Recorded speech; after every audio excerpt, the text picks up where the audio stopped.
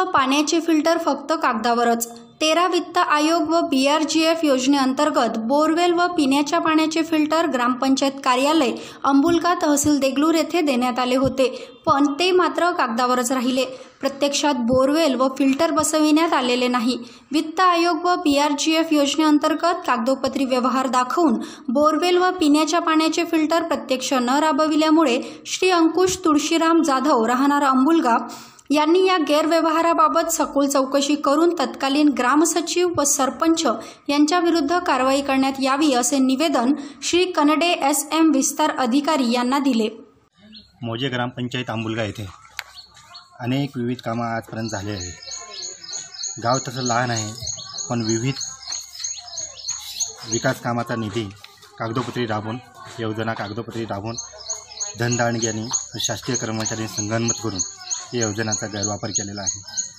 आम्ही 31/8/2020 पूर्वी सध्याचे कार्यरत ग्रामसचिव यांच्याकडे वारंवार ग्रामपंचायत दप्तर आणि झालेल्या कामाची मागणी केलो, परंतु ग्रामसचिव यांनी प्रत्येक वेळी आम्हाला एकच उत्तर दिलं, गट विकास अधिकारी यांना त्याकडे मागणी करूनसुद्धा तेही चार्ज व्यतिरिक्त आमच्याकडे काहीच देण्यात आलेलं नाही। त्यानंतर आम्ही गट विकास अधिकारी यांना 31/8/2020 रोजी कायदेशीर चौकशी होऊन कारवाई होण्याकरिता अर्ज दिलेले आहे।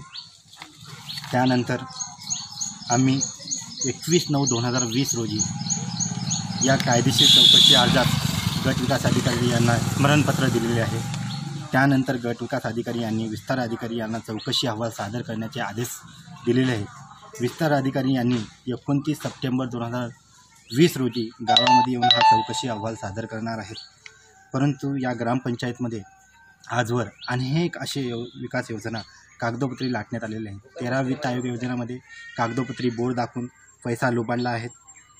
तत्कालीन सरपंच व ग्रामसचिव यांनी संगनमत करून अशा विविध कामाचे त्यांनी कागदोपत्री योजना राबवलेल्या आहेत। या ग्राममध्ये रोजगार हमी योजनेअंतर्गत सिंचन विहिरीचा मोठा घोटाळा आहे।